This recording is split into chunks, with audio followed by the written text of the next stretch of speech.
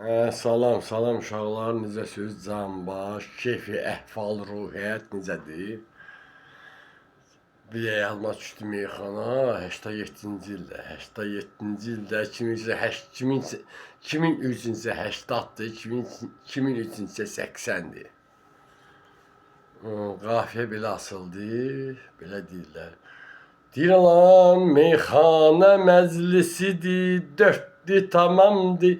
Bu gece hacını hesap elinden Ömer Xəyyamdır. Bu gece bilirsən ki gündüzlə axşama çatar. Mən dedim sözlər isə başa düşən insana çatar. Alacavanın toy gecesi o da arzu kama çatar. Hacını hesap elinden Ömer Xəyyamdır bu gece. Eşini hesap edin rahmetli vahiddi bugün. Diyorlar söz istediz gelin bizim ünvana. Şairlerimizin sözü Arif yana. Soruştu ki kimden kalıp meyxana. Ata baba hicri tek ecdadı var. Maştağada meyxana icadı var. Her sözünüz lezzetiz dadı var. Hal-hazırda rəhmətli Məşədi Babanın yadigarı Mirzəlal var. Mən də əmmi oğlunun adı Mirzəlaldır. Mənim də adım Mir Əşrəfdir. Allah hamıya can sağlığı versin.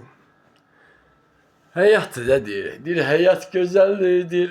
Onun devranıdır, hayat güzeldir, onun devranıdır. Herkesin öz bağının bağbanıdır, herkesin öz bağının bağbanıdır. Üzümleri derbendidir, şanıdır. Mənim də Mir Əşrəf. Mir Əşrəf də bilirsiz ki, Səlyanıdır. Красавицы, глазки я назвал цветочком, оказывается, цветы увядает. Я об этом не знал, yar senin gözlerine gülüm dedim. Deme güller solarmış bilmemişem, bakışım vurulmuşam, eyledin bağrımı kan. Gel bu odlu könlümü perişanam perişan. La la lay la lay, la lay lay lay lay la lay. Söze bak deyir, bilmeyir vissal nedir. Senin körpe mehebbetin isidir kalbimi, aylı gezli saadetin. Bakışın vurulmuşam, eyledin bağrımı kan. Gel bu odlu könlümü perişanam perişan.